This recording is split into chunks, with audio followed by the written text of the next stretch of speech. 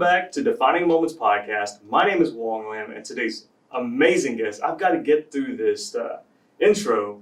We have the Adjunct General of Oklahoma, Major General Thompson. Welcome to the podcast, sir. Thanks. I really appreciate being here. Absolutely. It's actually an honor and privilege. We always talk about honor and privilege, just having guests on the show, and this one is it's the next level of guests.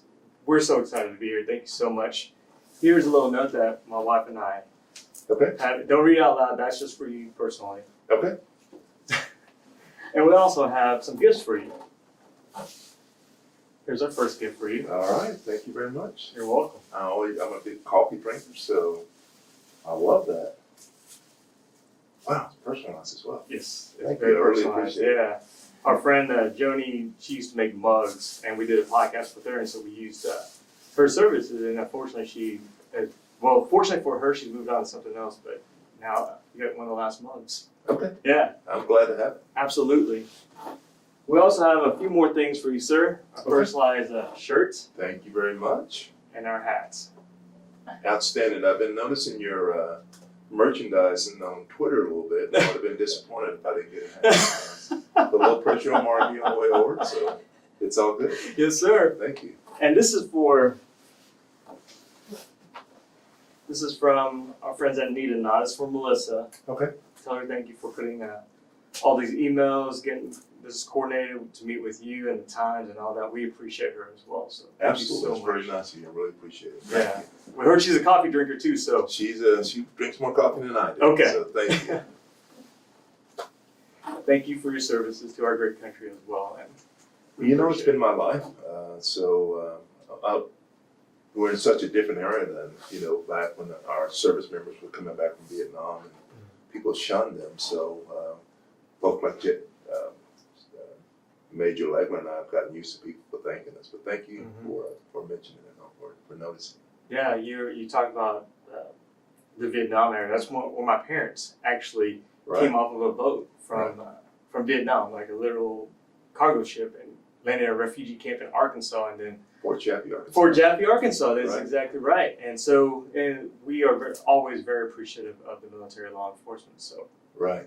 yeah. How are you think doing? about your modest beginnings and your parents' modest beginnings in Fort Chaffee, Arkansas, and now here you are living the American dream. I mean, you're living your best life. So our world may not be perfect. Yeah. But it's a pretty good country that we live in. So Right. I'm glad we have a strong military to go out and defend our values in the way that what we hold dear. Absolutely. You talk about our country, and I actually tweeted that, I think yesterday morning, I tweeted just be a great representative or a great example of an American dream. I love that. Yeah, that's awesome, man. So how are you doing today? Good. We've had a productive day already, and I know you gave me a lot of material to prepare for this. I'm unprepared, so everything you get today is going to be totally off the cuff. So I appreciate you and your wife coming and letting me be a part of this. And more important than me, more visibility, put Oklahoma National Guard. Yeah. So we're a big part of our communities, and any opportunity I get to brag about that is a good thing for me. Yeah, absolutely. Your wife doing well? Doing great. Yeah. So we actually, since I've seen you last, we enjoyed our 36th wedding anniversary. Congratulations on that. A couple of weeks ago. So, Yeah. Time goes fast. Yeah. And you have two sons that are in the military as well? Both of my sons were. My Okay. oldest son's a West Point grad, Wow. class of 2008. So he's about 12 years in. His wife is in as well. She's a major from ROT from Purdue. Just got back from Afghanistan on a Halloween. And then my youngest son did a deployment in Iraq and a deployment in Afghanistan as a helicopter pilot before he got out a few years ago. And he's finishing up medical school at OSU Tulsa. Oh man, that is awesome. Which type of medicine? Well, if you find out, let me know. Oh. So I'm just like finished kid. Okay. But honestly, he's had a lot of different interests. But here, right now, I really believe he's going to concentrate on emergency room management. Oh man. He really likes the freshness and the uniqueness of every day being different. Mm-hmm. And he's single, just him and his dog, so he can travel around the country and do contract emergency room medicine, if I understand it correctly. So you guys are proud parents. I'm very proud of both Yeah. of our boys. They're absolutely take after their mom. She's a smart one in the family. So yeah, I'm very proud of them. Yeah. When I think of the military, I always think of just men and women sacrificing their lives for our freedom and defending. Where is maybe one or two misconceptions of just military? Well, I'll tell you a good one. This is a great question, by the way, Warren. Like my oldest son is, I told you he's in an army. He's a major.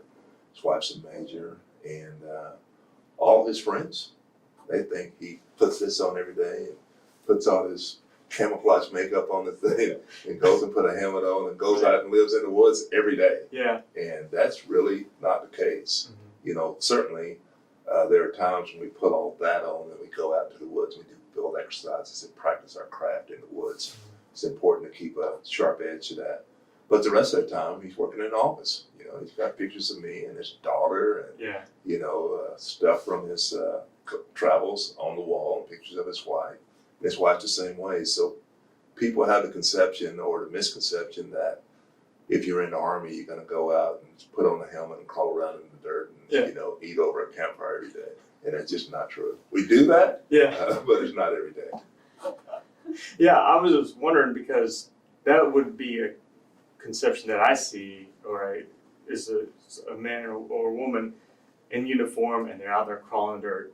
MRE time, and it's time to eat. You get those MREs. Right. Yeah. So. Right. It's my son. You know, he and I don't want to sound immodest or anything, but you know, to get into West Point is a big deal. Mm-hmm.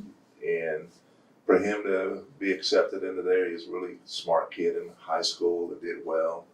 So it's kind of a little bit of a front that his friends would think, well, you're just going to go and crawl around in the woods and all that because you don't have any options. And the truth is, particularly with Brandon and Jared, my first deployment was in 2003. I was actually in Kuwait when the war started, March 19, 2003. Wow. And then, you know, the Oklahoma Guard went up. The first wave that went into Iraq on March 20th, 2003. I think if you check the history books, the Oklahoma Guard might have been the first ones into Iraq and in that first stage of the war. But then also in 2003, my oldest son Brandon was graduating from high school. So I missed that. I'm in Iraq. And Brandon, my oldest, was a really good football player. Really smart kid. So Stanford and a lot of good places were recruiting him. But I really believe that particularly with Brandon, because he didn't have a lot of interest in the military, he kind of got caught up in this wave of emotion that was going on across our country at that time. And instead of him going and being a typical college student at Stanford or somewhere else, he went to West Point for a visit, and he committed to West Point on that visit. And then now he's living the life that he's living now, you know. And then my other son joined the National Guard while he was still in high school. And over the top proud of him because he followed me into the Guard. Yeah. As a matter of fact, he and I went to Iraq together in 2008. Wow. Michael and I, we were all there in 2008. So it's absolutely something that runs in the family. But any kid really that's joined the military after September 11, 2001, unlike me, who joined 100 years ago, I had no reasonable expectations I was going to be sent to a combat zone because I joined in 1983 and the Vietnam War had been over for 10 years. And it's just like, I knew I wanted to be a part of something bigger than myself, but joining with the idea that before this year is over or next year you're going to be in a combat zone, that thought wasn't there. But the kids that are joining today, they absolutely have the thought in the back of their head. They're not only joining, they're joining every day. Yeah. And for all this stuff that we talk about, generations and all that, we just have to give this generation an opportunity. Yeah. And they have the potential to go out and do great things on our behalf. We just got to give them an opportunity. I agree. You talk about West Point. One of my favorite books I read was by Angela Duckworth. It's called Grit. Okay. And she writes about West Point and how very structured and regimented it is, from 5 o'clock in the morning to I think around 8 o'clock at night. And it's in the whole sense of wash, rinse, and repeat.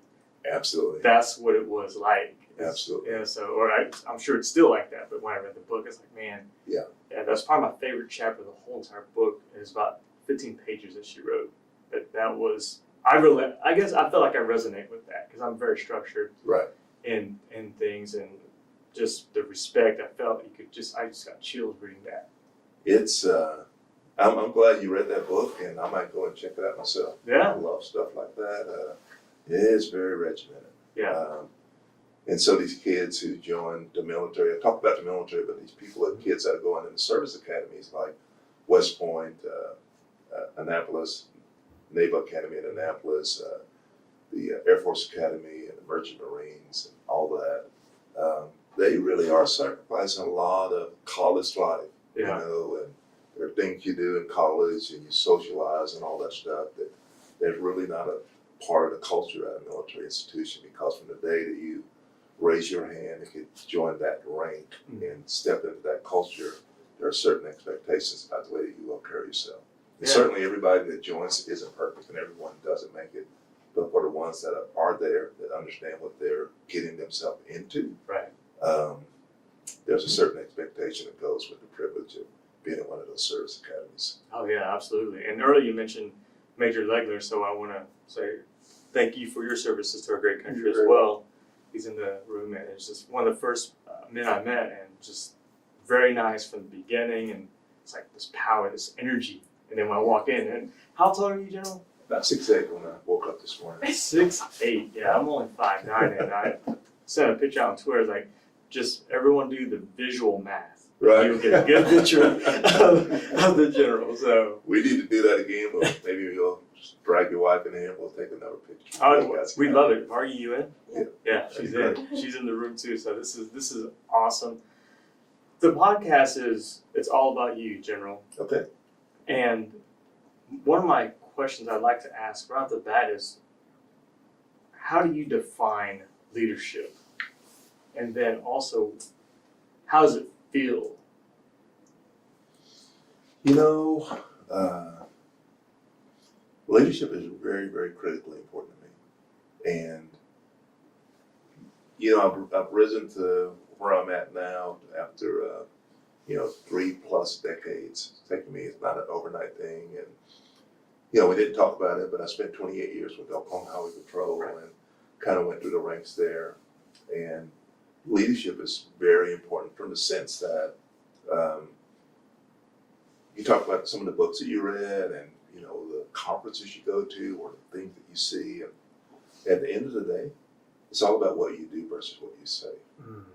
Now, you can say all the right things. You can draw all the right PowerPoints out there. You can have all the right, you know, branding and the merchandise or the bumper sticker. That's what I'm looking for. Yeah. But life is more important about what you do than what you say. And what you do is treat people the way that you want to be treated. And if you aren't willing to do that, you really can't reasonably expect people to follow you as a leader. Right. I know that's overly simplistic, but that's the style of leadership that I've chosen from the first day. I don't consider myself any better than any service member that I lead or any state employee that I lead, because I will spend as much time. If you see me walk through the building, it's a point of pride to me to spend as much time to talk to the person that's cleaning them up on the floor as the person that's running the entire organizations, because that person is a maintenance worker. They have dreams and aspirations and goals just like I do. You know, they just don't have this visible platform that I have. So what you do is more important than what you say, and what you do is treat people the way that you want to be treated. Yeah.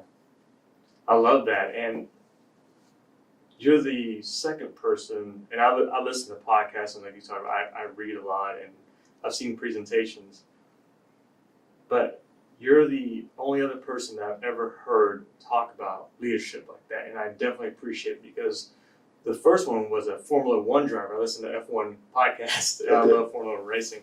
And the driver talked about how important it is to acknowledge from the janitor Everyone. all the way up to Everyone. it doesn't matter, right? That's exactly right. You're in the hallway, it's hey, how are you doing? Right. Or at least a hello. Right. So I love that. Right.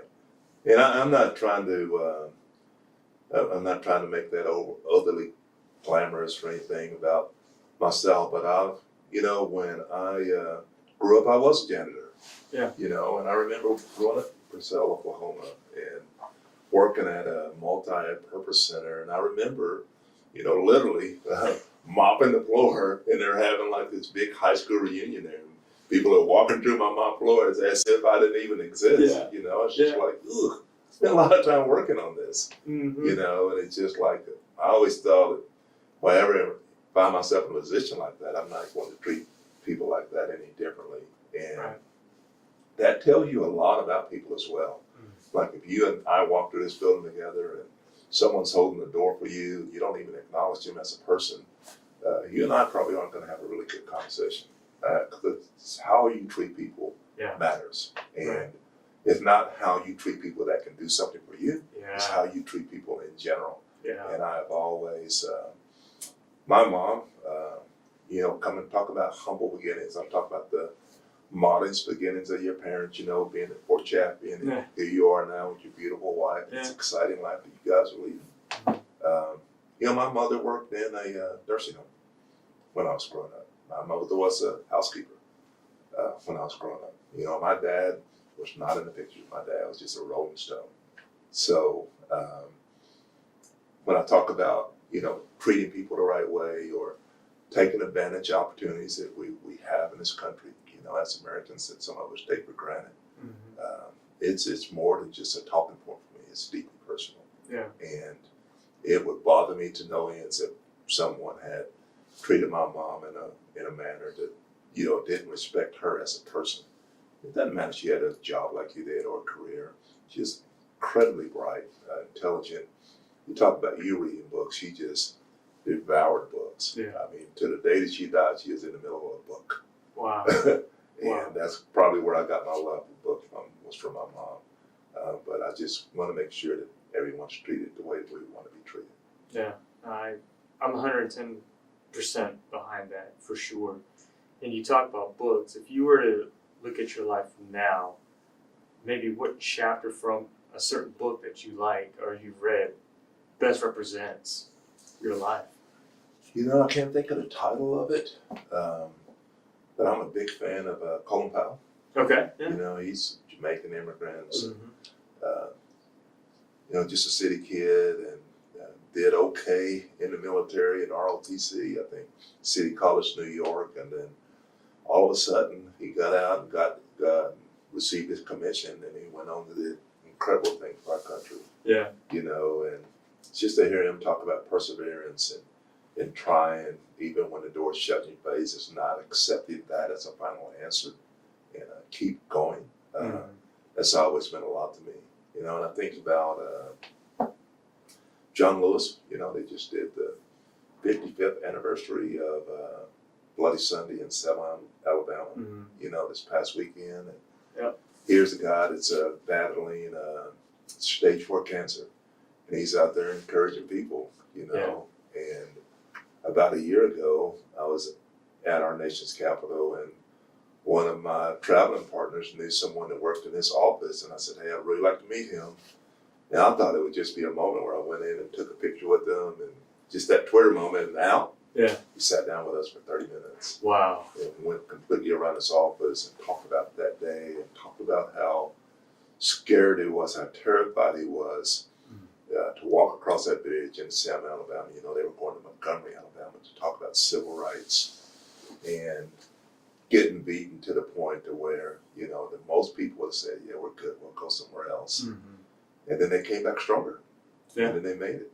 And I think about the sacrifices people like that made, or people like me that have an opportunity to sit across this table from you. So it means a lot. Yeah, it does.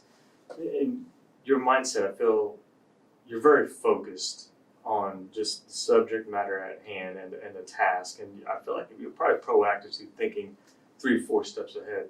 So what was the transition like for you from the Oklahoma Highway Patrol to the National Guard? Well, fortunately for me, there really wasn't much of a transition. That's, I think, the beauty of the National Guard, not just Oklahoma, but the 50 states, 3 territories in the District of Columbia, is that for a traditional soldier that has a job, whether he's a police officer or a school teacher or a banker or a farmer or you name it, Yeah. I still have to be sharp on this side of the house as well.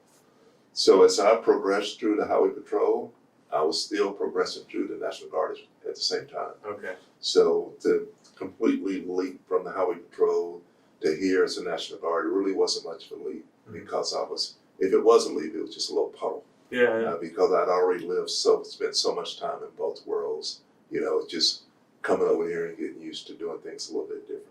Yeah. I will say that the full-time force of the Oklahoma National Guard or any National Guard, those guys are absolutely worth their weight in gold. The things that they do in between the week before a traditional guy like me that will come on the weekend and expect to be successful. Yeah. There's a ton of work that takes place from the time drill ends, on a Sunday night until it begins again on a Saturday morning.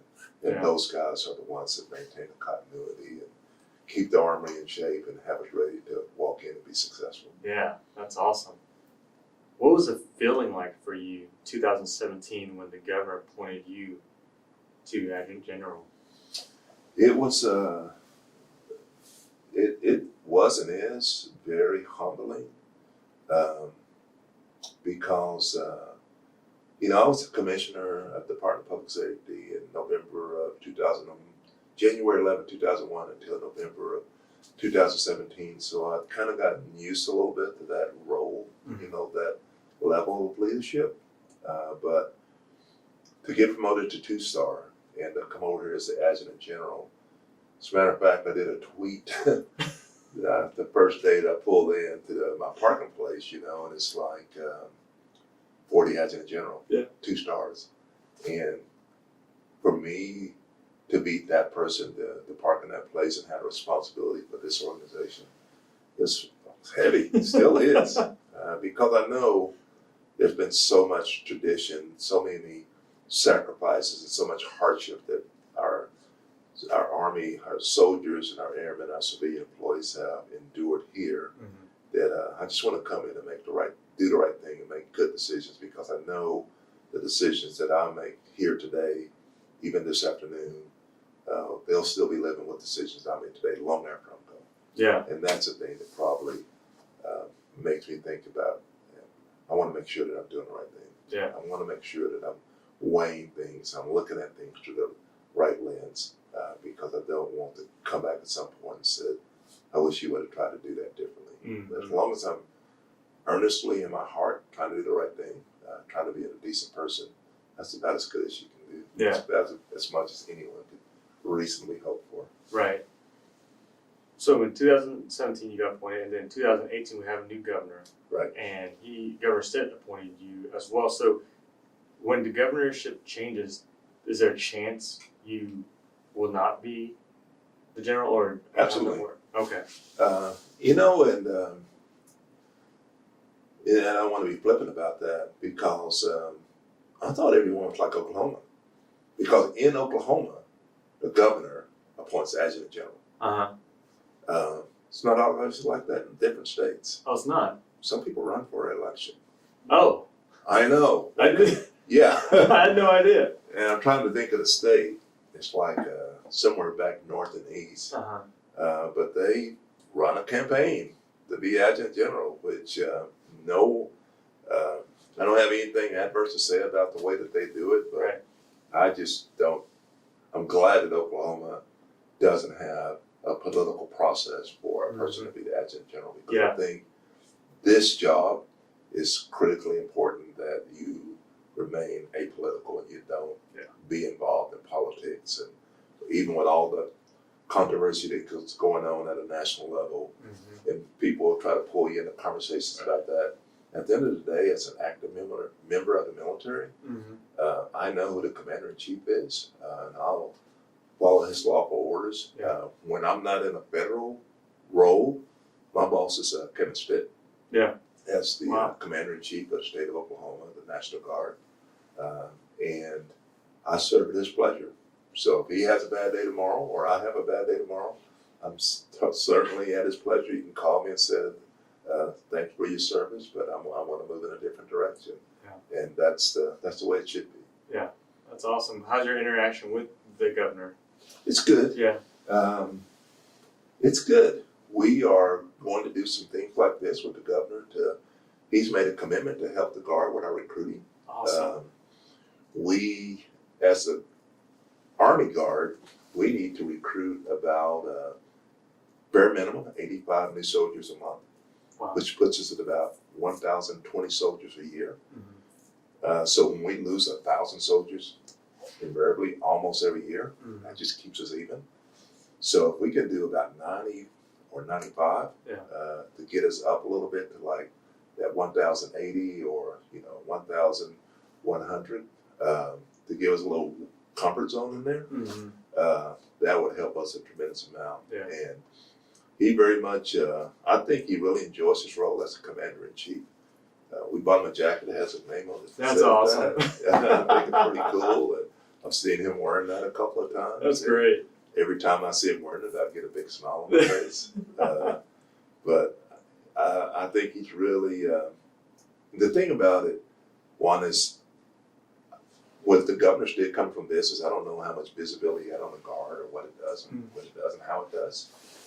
But when Northern, Tulsa and Fort Gibson and Muskogee and all those places were flooding last year, Mm-hmm. and he activated the Oklahoma National Guard to go up there and help save those communities, he had a lot better appreciation for who we are and what we do in the state. Mm-hmm.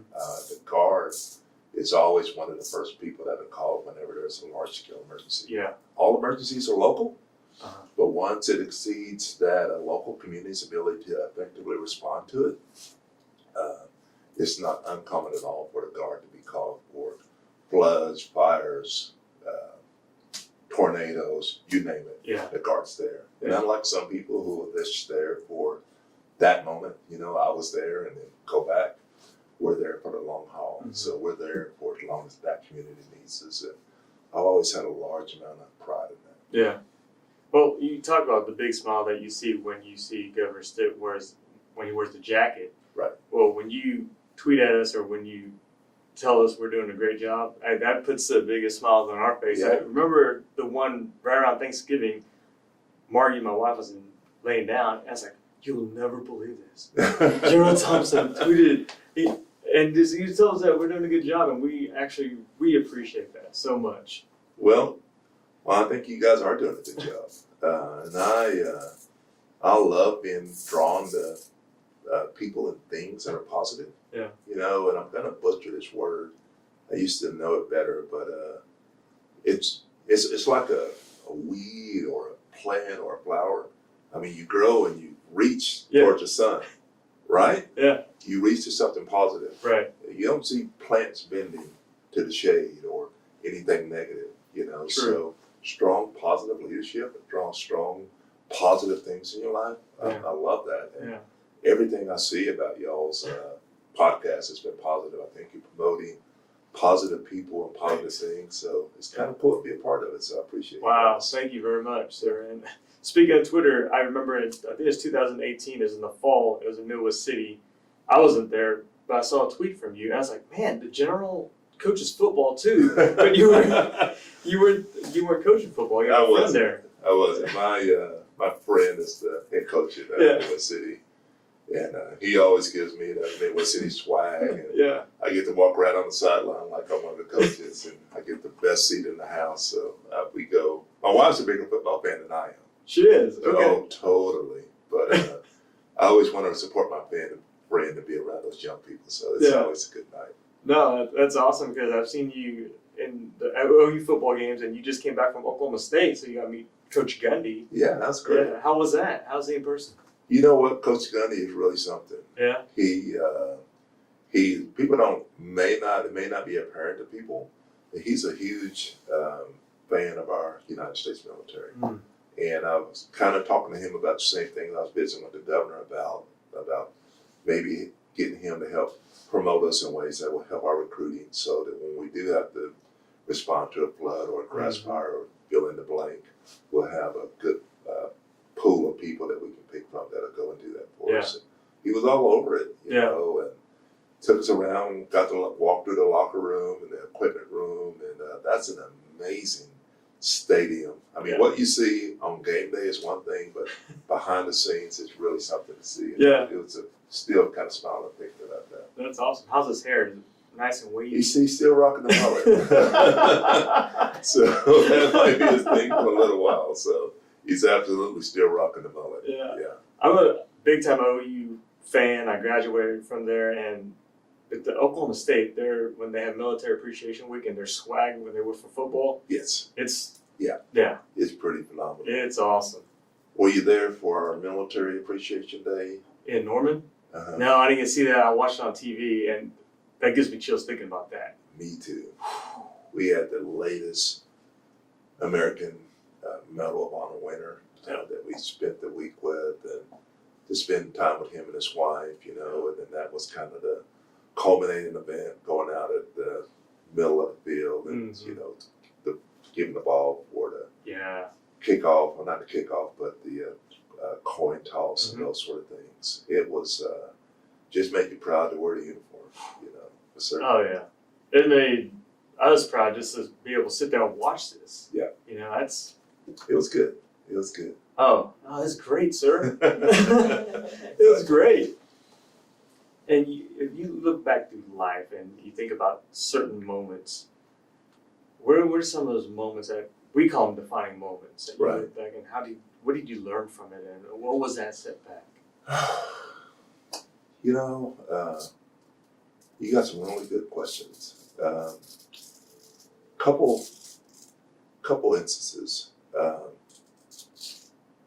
I think it's critically important in life to be successful is you have a certain measure of perseverance. Because things aren't always going to work out the way that you expect them to work or the way that you want them to work. And I'm really proud of the fact that I made it to, Governor Fallon made me the commissioner in 2011. And at that time, the commissioner is also a cabinet secretary, so I'm sitting at this big table with the governor and all the people running the state of Oklahoma. But when I applied for the Highway Patrol in the late 80s, I applied 3 times. Wow. Yeah. And it's not like you can apply every couple of months. Those are years in between application periods. Oh, man. So it took me about almost 4 years to get accepted onto the Oklahoma Highway Patrol. So if I would have just gave up, if I would have said, hey, you guys don't know what you're missing, I'm out of here, I'm going to go and do something else. And I'd be disingenuous to say I didn't think about it. I did. Yeah. But I just really wanted to wear that uniform. I really wanted that job. And then after my 3rd application, I got hired, and then I get hired and go and start having a little success in the military and, get my undergraduate and master's and blah, blah, blah, and all that stuff. And end up to be in a position for Governor Fallon to take me from being a major to the commissioner.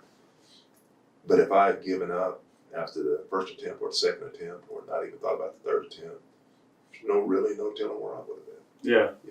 And so perseverance, I think, is really important. And I did read one of your questions about defining moment. For me, and I don't want to sound morbid, it's kind of timely because we're 25 years, approaching 25-year anniversary of the bombing. Yeah. April 19th, 1995. So on April 19th, 1995, I had been on the Oklahoma Highway Patrol for about 5 years. I think I was a captain on the International Guard, so life was good. And I'm teaching DARE. Remember DARE? Yeah. Drug assistance, recognition, education. I go in and talk to high school students, 7th, 8th graders and 8th graders, and talk about the dangers of drugs. Great program. Yeah. There are things I learned being an instructor for that I still use today. That's awesome. All these years later, I'm teaching DARE and Ninnekal, just south of Chickasha, and the principal runs in there and he says, I think you're going to have to leave. I was looking at him like, what do you mean? I'm going to have to leave. And he he says, come in my office. And I go in my office and I go in his office and I see that, you know, by then the Channel 9 and 5 were at the site of it. And I'm just seeing the Murrah Bombing, you know. I'm like, oh, I think you're right. And so I didn't even go back to class, ran out and got my car. And back in those days, we all had pagers, you know, we didn't have Apple iPhones and Galaxies and all that stuff. And it was just, you know, call 911 or contact us, you know, just numbers, just letters. And I called them on the radio and they said, where are you at? And I told them, I said, get to Oklahoma City. And I pretty much got to Oklahoma City in record time. Yeah. Might have sped a little bit. Yeah. But getting to Oklahoma City, and bear in mind, this is 1995. We don't have the things in 1995 that we have now, you know, where we're seeing these things happen on our phones while we're waiting in line at McDonald's and all that stuff. What Right. different Yeah. then to, you know, to stand there and just look at that devastation. And at that time, I didn't know there were 168 people that had been killed. I know a lot of people have been killed, injured, or seriously maimed in that incident. One of my good friends who lived right down the street at the Regency Tower, he would tell me later that everything in his 11-story apartment got blew over. I mean, just blew things off the wall. And that we remember the axle that we were able to find. Mm-hmm. They landed right in front of that door to the Regency Towers. You know, Oh man. that's how close he was. But I just had an epiphany standing there. You know that we, as Oklahomans, you know, back then people make jokes about this is you fly over this part of the country, you don't stop here unless you're visiting a family or something, Right. fly our country. That we aren't immune to the evil that's in the world because we're in the heartland of Oklahoma, you know, the United States, the Bible Belt. We're just as successful, or people can come in here and do horrendous things just like they could in a major city. Mm-hmm. And it was that moment that I think made me a more vigilant trooper from that point and pay attention to thinking that something horrific can happen to you. Yeah, it can. You better take your job and your profession seriously, because if you don't, you're going to get hurt or you're going to get someone else hurt. Yeah. So, yeah, kind of a moment. Wow. I mean, what's something that maybe you learned from those moments that you could pass on besides obviously we've all got to be vigilant and report it if we feel uncomfortable with it. What else have you learned from those couple moments? You know, there was a friend of mine on the Highway Patrol that used to have this little postscript at the bottom of his emails, and he talked about preparation. And I forgot exactly how that preparation went, how that quote went, but the intent of it, the heart of that was be vigilant in your preparation, because when the time to act is upon us, the time to prepare is past. So you really need to take your job and your profession seriously, and always prepare for worst case scenarios, because if you don't, if you think all of a sudden you're going to have an opportunity to prepare and get ready for X, not so much. You know, Donald Rumsfeld, back at Starter War, there's a lot of talk about our preparedness level and readiness and all those things. And Donald Rumsfeld was the second term as Secretary of Defense. And he made a really famous statement that me and my Sergeant Major Miller were just talking about this yesterday. And he made a really famous statement that you go to war with the army that you have, not necessarily the army that you want. And, you know, given there can be some reasonable criticism of that, but at the end of the day, it's a pretty true statement. Yeah. You know, you go as you are. You don't have this extended period of time to get ready or do more reps or do things. Right. If you're not ready today, you're probably not going to be ready next week. Yeah. If that makes sense to you. It makes sense. It makes me think about go to war with the army I have today. So if I am able to help my platoon, my troops prep in a certain manner, then at any given moment, if the president calls or whomever says, "Hey, we got to get there. Yeah. We're ready to do this." Yeah.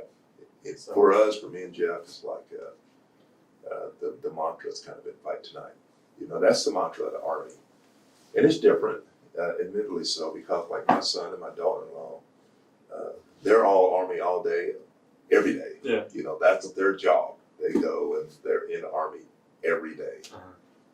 For the National Guard, for people not like me, but the people who I was before I became the Adjunct General in 2017, you're a farmer, you're a college student, you're a banker, you're a police officer, you're a small town fireman. Yeah. You have to concentrate on that because you got to provide a way to take care of your family.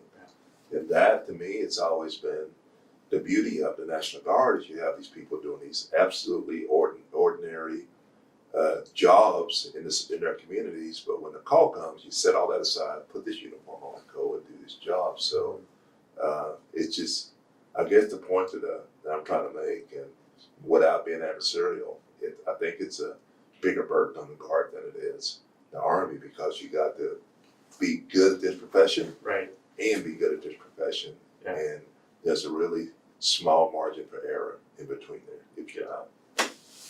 It's true. I actually did a ride along with a Trooper Flores of the OHP. Yeah, great kid. Yeah. Nice young man. And so he's obviously very structured and regimented in his job.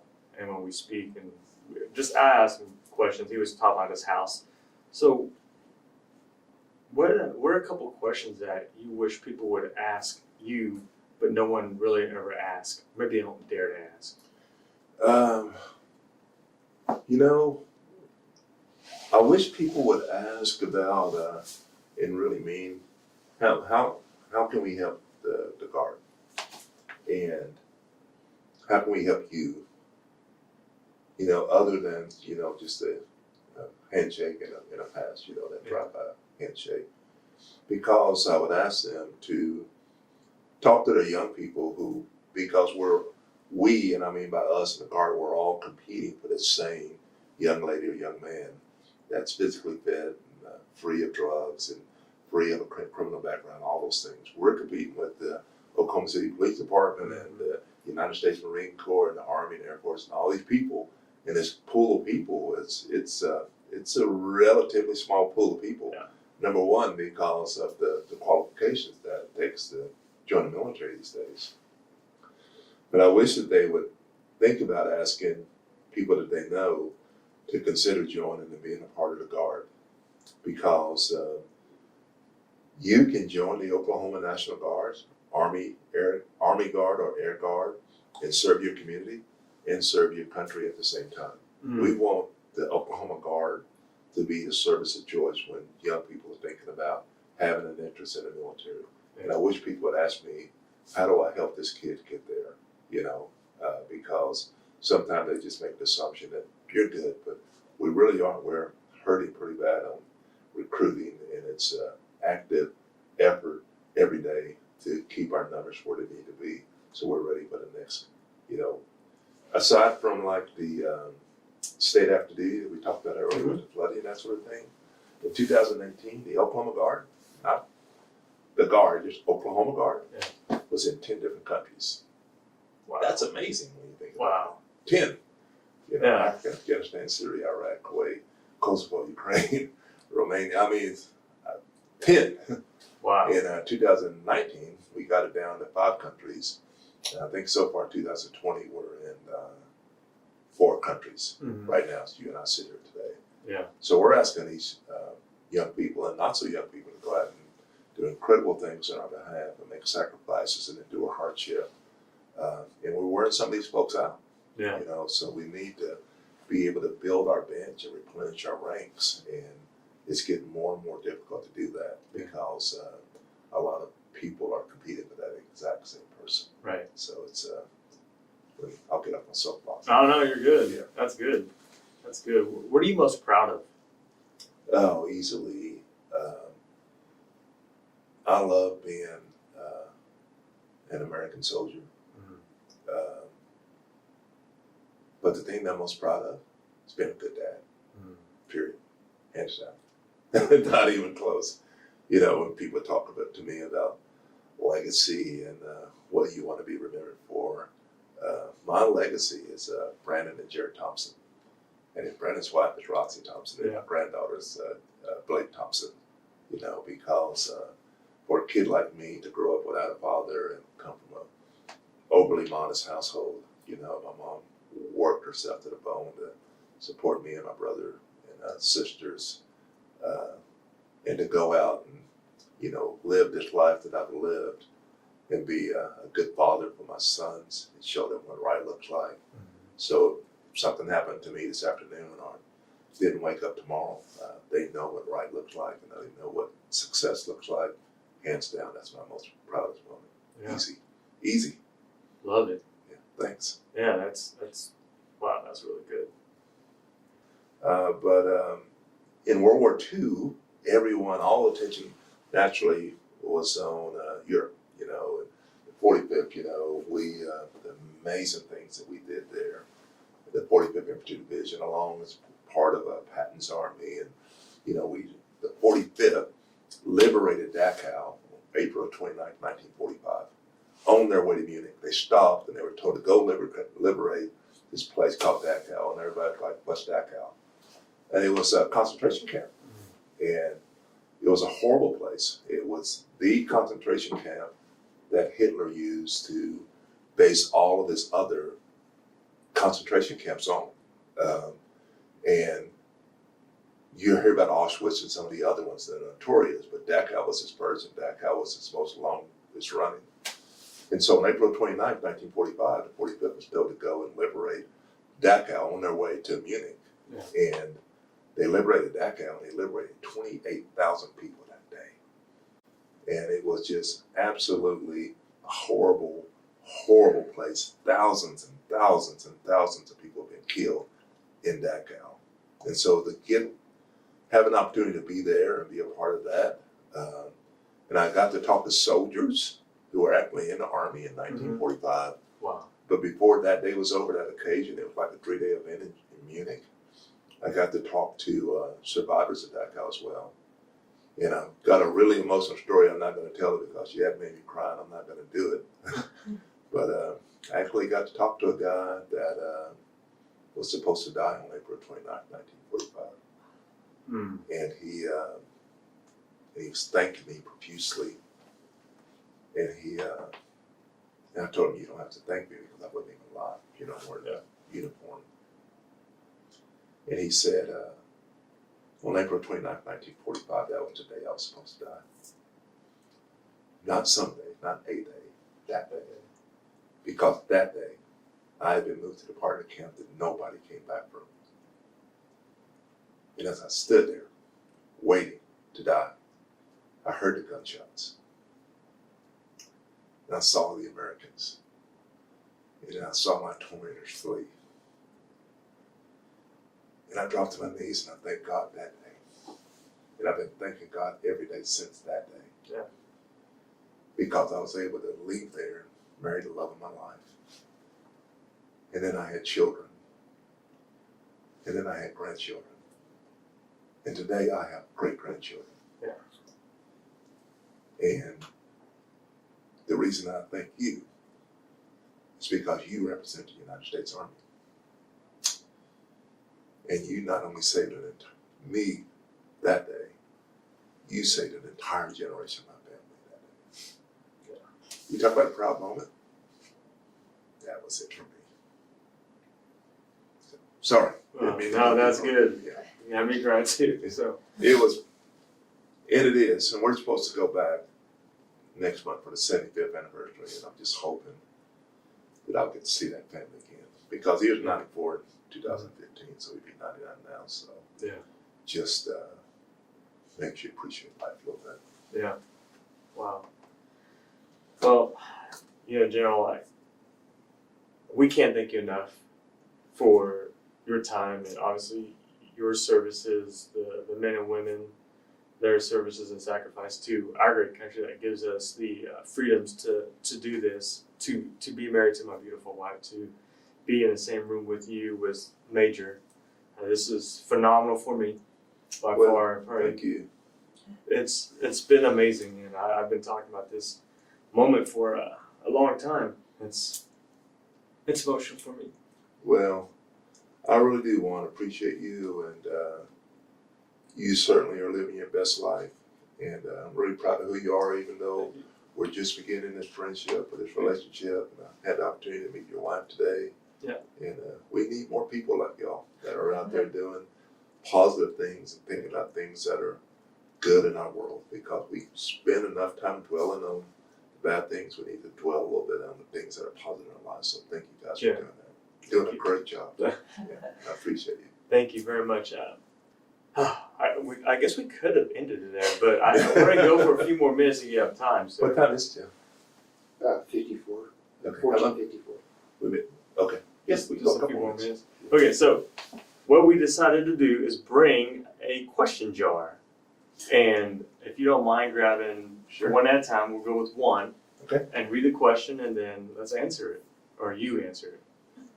Oh, what was your favorite thing to do as a kid? Man, I need some more difficult questions.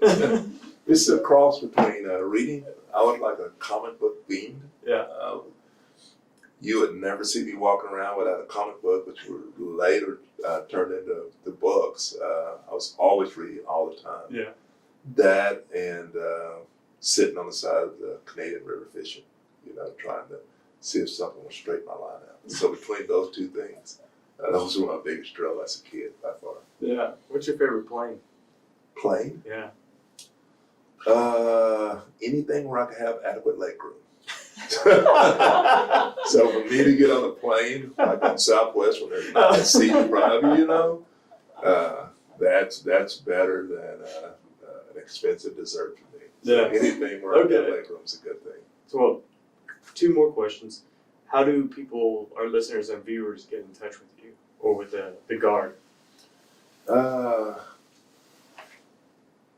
Geez, that's a great question. I need to get a number for anyone who's interested in the Guard.